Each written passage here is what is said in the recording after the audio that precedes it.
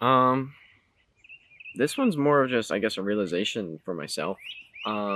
Something that I've realized is, um, I think that where my true interest lies is just crafting in general. I think I'm a bit of a crafter at heart. Um, you know, and I think that just has to do with the fact that I make like staffs, um, and I like paint art and I like to draw and like all these things that are very like artistic kind of stuff. But the idea of just kind of creating um like the staffs and like how they look when they're finished and um adding that detail in and stuff like that, like that kind of combines a lot of my interests into one thing, and I enjoy it a lot. It's tedious work and it's not always like fun and exciting, but the end product um, is always something that I can look at and be like, I made that, and be like proud and just enjoy how it looks. And so I think that, you know, that probably means something. Uh, I think if I was given the task of just creating, like just wooden staffs, or if like I got a forge and like I could make swords and like figure out like how to like engrave swords, make them look really fancy and stuff, like that would be really cool. um Stuff like that I think I would have a lot of interest in. But it's not exactly the easiest business to get into because a sword nowadays is not as practical as maybe it used to be. So but the reason why I feel this way is because like um a lot of the audiobooks that I've been listening to have magic systems, but they have like different, like different roles that you could be. Like you could be a fighter or a spellcaster, or you can not really do any of the fighting stuff at all, and you can just be a crafter. And there's skills that you can, like magic skills you can get to help you with crafting and give you crafting knowledge. And I think that might be the direction I would want to go. Especially in this one series that I'm listening to. Um, I finished all the books that up to now, so I have to wait and see. I guess what happens next. Which the waiting kills me, man. I just want to binge listen to it consistently. um, but in this book, the like this one girl gets like a special crafting skill where she can craft basically anything and everything. Like alchemy, leatherworking, like smithing, like just like anything that you could think of, like any kind of thing like that, like painting and whatever. Anything that you can think of, like she got skills to be able to like do it, and like got knowledge on how to like work with it and stuff. And that just sounded like a really cool skill to have, because like on top of like all that stuff, there was also like she also got like rune smithing and stuff like that. And I think that like uh that kind of stuff is really cool, and I would love to kind of have that kind of, I guess, a skill set. Because even in the book, the main character is like thinking about like her abilities and stuff, and he's like, eventually like she could be strong enough that she just makes all this like overpowered gear with abilities, um to like, and like she may not have any directly um like physical attacks, or like powerful attacks or whatever in her like skill set, but she can make all the gear that gives her the abilities to do anything she wants to be able to do, you know. And to me, like having that versatility and the ability, like yeah, you got to put the work into creating that, but like having the ability to go out and like gather the materials you need to build a staff that will create a shield around you, so you don't have to worry about like getting hit by rogue lightning bolts or whatever the heck. And then also like then making a wand that lets you like throw fireballs at someone or something. Like that just seems a lot more desirable to me because then you can also make gear like that for everyone else. And I think that that would definitely be the route that I would want to go. The more that I've thought about it, because I love the idea of like magic and like spell casting and being like a mage or a sorcerer. But I think being able to craft the materials that the mages and sorcerers would want and be able to use them in the same way, um, there's no debate there. Like if I don't need to be a mage, but I can make something that makes me a mage, um, I feel like that would be the way you would want to go because like think about all the different ways you could fight if you just have the right gear. I don't know. I think I'm getting a little too into it, um, but uh, um, yeah, but basically, I've been listening to a lot of audiobooks, and I feel like crafting is my calling. Um, I would, um, I would say that my interests lie in craftsman with maybe a bit of builder on the side. I like the idea of building stuff, but building complex structures is not necessarily my forte. Something simple I can do, like a little shed. Like I would probably build my own shed, no problem. But designing my own house and building it myself, depending on the scale, I would probably entrust that to someone that has more expertise.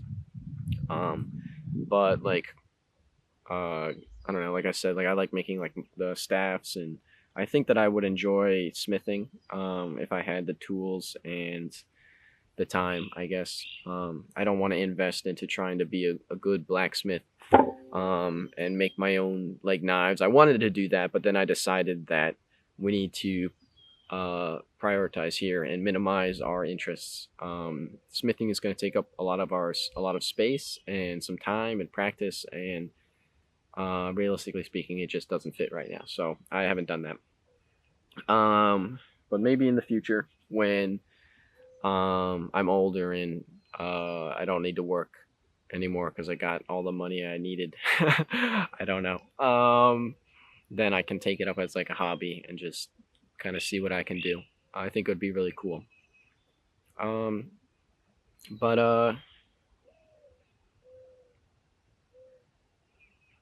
um, but I would something else I wanted to say is like like I'm an artistic person. I like drawing. I like painting. Am I would I say I'm the best? No. But I've been told I have a unique style. And um, that's um, I guess that means something. I don't know what it means. I don't know. But I guess it means something.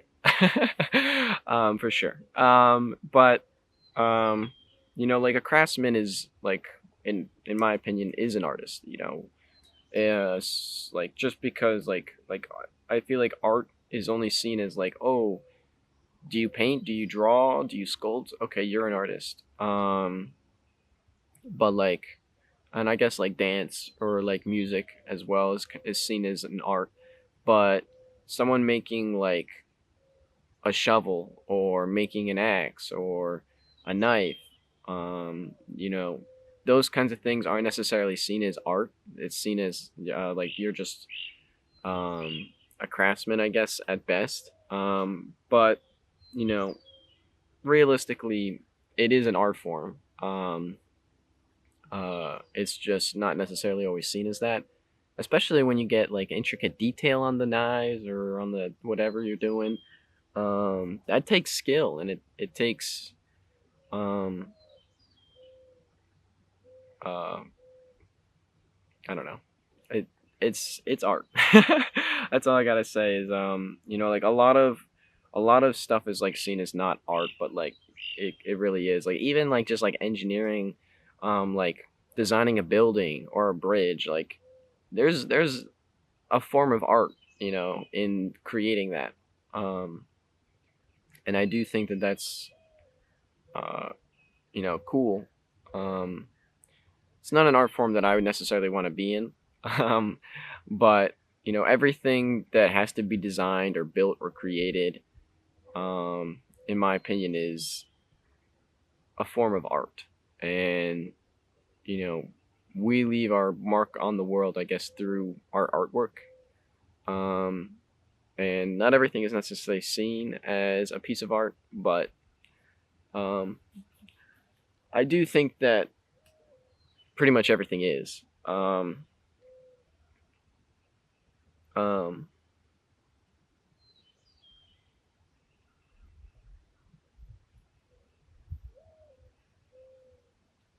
yeah. What I also put here is that a craftsman is an artist in the most like is the more practical way to be an artist. Because like being like good at drawing and painting is amazing and impressive, but for the most part, it doesn't benefit you a whole lot. But if you can like make like good axes or deer. Hey, what are you doing? Sorry.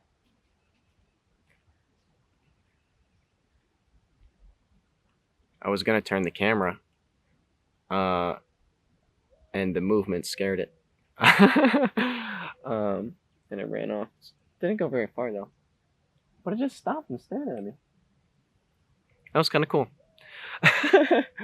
um, but I was saying, like, in the most practical sense, that artists are, like, having a good knife or axe or whatever is a lot more practical than having a good painting, survival wise. So, back in the day, you couldn't be an artist and just paint and draw all day, but you could be an artist and create tools, um, or create houses. And that was your way of, I guess, what's the word I'm looking for? I don't know. Whatever I'm thinking. um, um, the final thing I'll say in this, because this is getting to be a long video and I'm kind of rambling a bit, is I once called hands the magic makers, not in a dirty way, for those with perverted minds. And I think there are many, there may have been more to that accidental statement than I realized. I feel like this kind of goes just a lot of magic related stuff. I've been listening to a lot of magic related stuff, so that's part of the reason. But I also just love magic, and the idea of it, I guess. But like in a lot of like things, like like they wave their hands around and voila, magic happens.